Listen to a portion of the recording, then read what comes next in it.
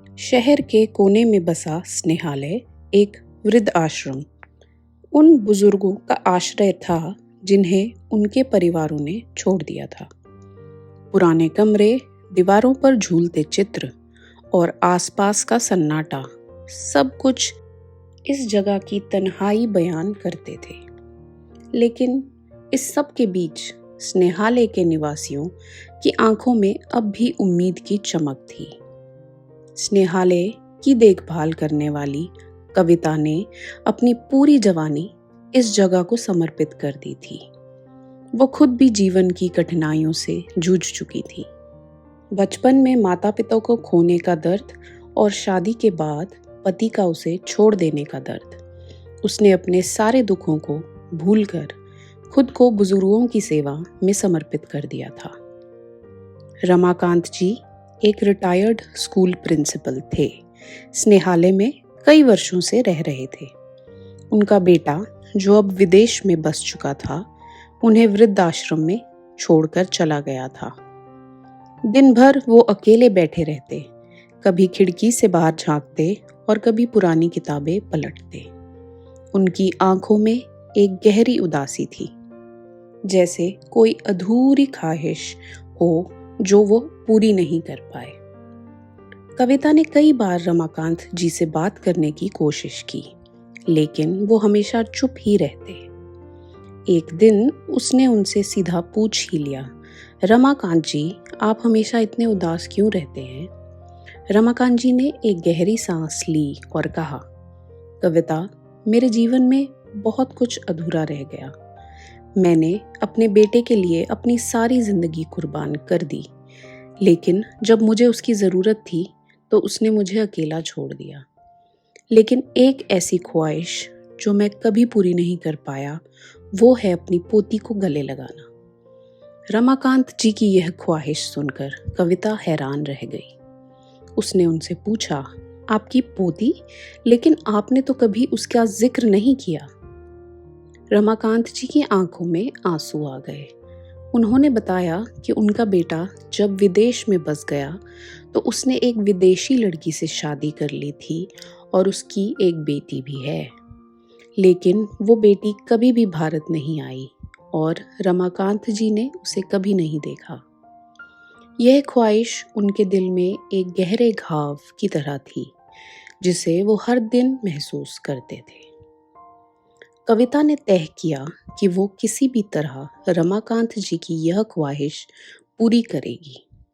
उसने रमाकांत जी के बेटे से संपर्क किया और उसे उसके पिता की यह अंतिम ख्वाहिश बताई। बेटे ने शुरुआत में इसे नज़रअंदाज किया, लेकिन कविता के बार बार कहने पर वो थोड़ा पिघल गया। उसने कहा कि वो अपनी बेटी को भारत भेजने का प्रयास करेगा। इसी दौरान स्नेहालय में अचानक कुछ समस्याएं उभर आईं। स्नेहालय का एक पुराना कर्ज सामने आया, जिसे अब चुकाना बेहद जरूरी हो गया था। अगर ये कर्ज नहीं चुकाया जाता तो स्नेहालय को बंद करना पड़ सकता था। कविता इस संकट से जूझ रही थी, लेकिन उसकी प्राथमिकता अभी भी रमाकांत जी की ख्वाहिश पूरी करने की थी। उसने अपनी सारी बचत निकालकर स्नेहालय के कर्ज का कुछ हिस्सा चुकाया, लेकिन वो पर्याप्त नहीं था। एक दिन स्नेहालय के पुराने दरवाजे पर एक नई लड़की दिखाई दी। उसने कविता से कहा, मेरा नाम ऐना है, मैं रमाकांत जी की पोती हूँ। ऐना का आगमन स्नेहालय में एक नई रोशनी की तरह था। रमाकांत जी अपनी पोती को देखकर बेहद भावुक हो गए। ये वो पल था जिसे उन्होंने अपनी जिंदगी के अंतिम दिनों तक संजो के रखा था। ऐना ने अपने दादा से मिलते ही उन्हें गले लगाया और रमाकांत जी के आंसू झड़ने लग पड़े। ऐना का भारत आना आसान नहीं था। उसके पिता ने इस यात्रा को मंजूरी देने में काफी वक्त लगाया था। जब ऐना ने अपने पिता से पूछा कि उन्होंने दादाजी को क्यों छोड़ दिया, तो उसके पिता ने जवाब देने से इनकार कर दिया।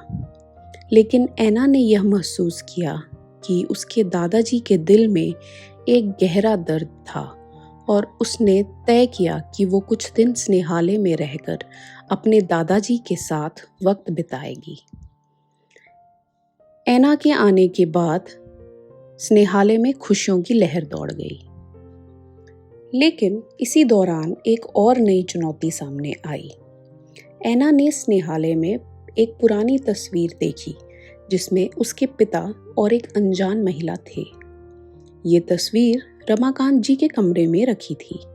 ऐना ने अपने दादाजी से इस तस्वीर के बारे में पूछा। रमाकांत जी ने उसे बताया कि वो महिला उसकी दादी थी जो अब इस दुनिया में नहीं थी। उनके बेटे ने विदेश में बसने के बाद अपनी माँ को भुला दिया था और शादी कर ली थी। ये बात ऐना के लिए एक बड़ा झटका थी क्योंकि उसके पिता ने कभी इस बात का जिक्र नहीं किया था। रमाकांत जी की जिंदगी का सबसे गहरा और दर्दनाक अध्याय उनकी पत्नी ऐना की दादी के साथ जुड़ा हुआ था। ऐना की दादी, जिनका नाम शकुंतला था, एक सीधी साधी पर बेहद स्नेहशील महिला थी। उनकी शादी रमाकांत जी से तब हुई थी जब दोनों बहुत ही युवा थे।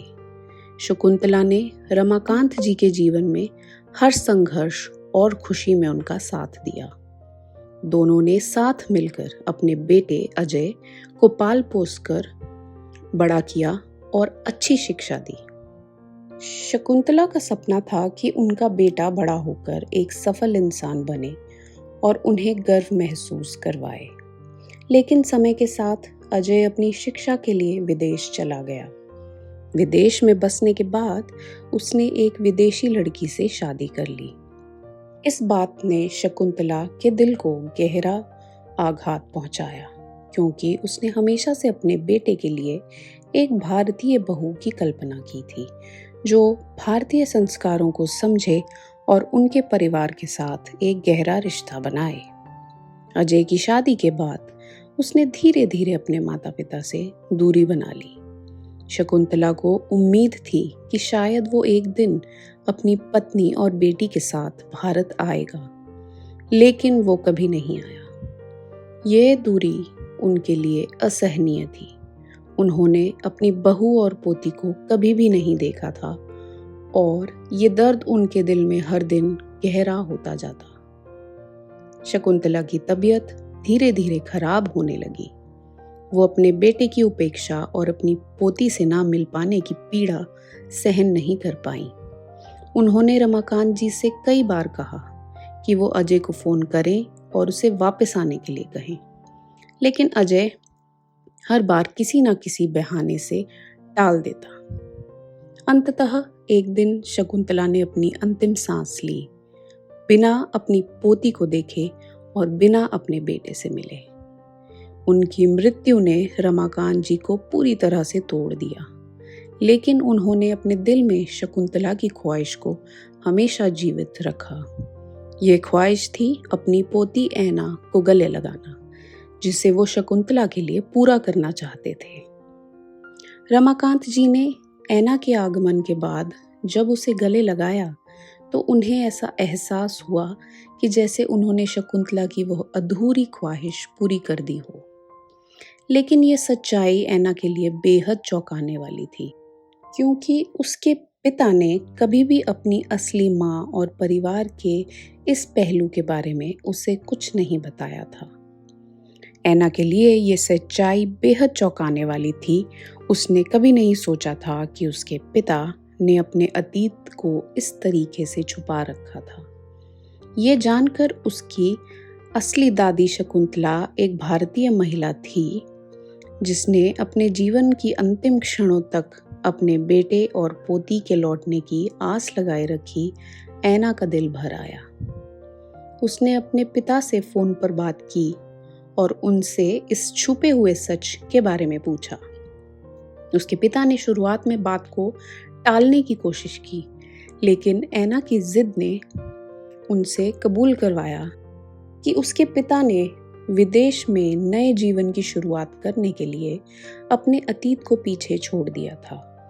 उसने ऐना से कहा कि उसने कभी नहीं चाहा था कि उसकी बेटी उसके अतीत के बारे में जाने, क्योंकि वो नहीं चाहता था कि उसकी जिंदगी में कोई पुरानी यादें या रिश्ते हस्तक्षेप करें। ऐना के लिए ये बेहद तकलीफदेह था। उसने अपने पिता से कहा, आपने अपनी माँ को भुला दिया, लेकिन मैं अपनी जड़ों को नहीं भूल सकती। आपने जो खोया है वो मैं फिर से पाना चाहती हूँ। इस बातचीत के बाद ऐना ने अपने पिता से सारे रिश्ते सुधारने का प्रयास किया, लेकिन उसके पिता ने अभी भी अपने निर्णय पर अड़े रहने का संकेत दिया। इसके बावजूद ऐना ने स्नेहालय में रहकर अपने दादाजी के साथ जितना समय हो सकता था उतना बिताया। उसने अपनी भारतीय जड़ों को समझने और महसूस करने के लिए भारत में और समय बिताने का फैसला किया। इसी दौरान स्नेहालय के कर्ज का संकट और भी गहरा हो गया। कविता ने स्नेहालय को बचाने के लिए अपने पुराने परिचितों से मदद मांगी, लेकिन उसे निराशा ही हाथ लगी।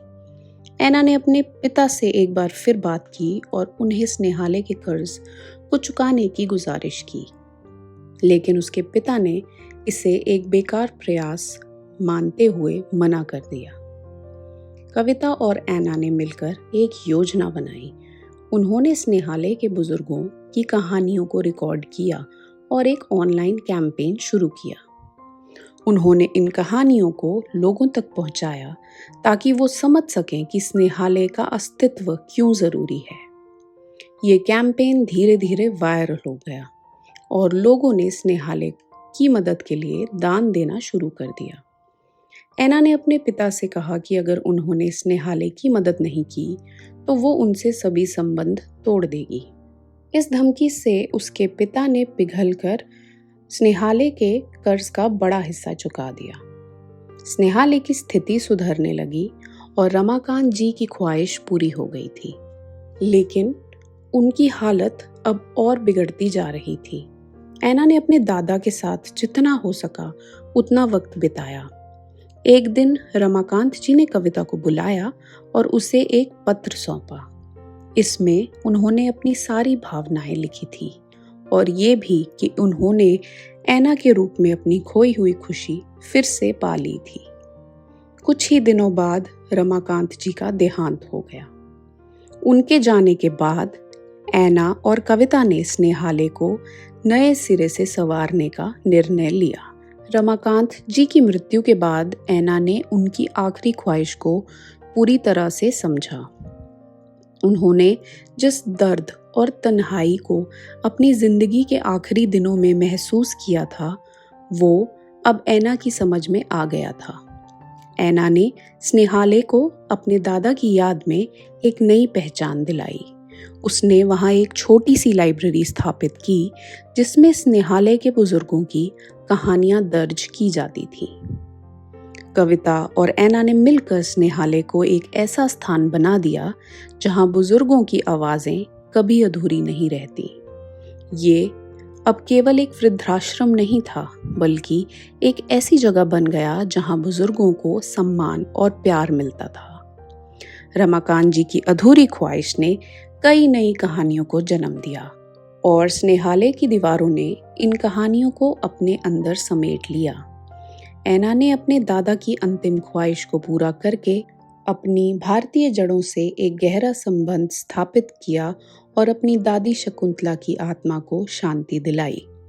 स्नेहालय की नई सुबह में हर बुजुर्ग की आवाज सुनी जाती थी और उन्हें सम्मान और प्यार से नवाजा जाता था। रमाकांत जी की अधूरी आवाज अब उस स्नेहालय में गूंजती थी जिसे ऐना और कविता ने नई जिंदगी दी थी। आई होप आप लोगों को ये कहानी पसंद आई। अगर पसंद आई तो कृपया लाइक और शेयर ज़रूर करें। धन्यवाद।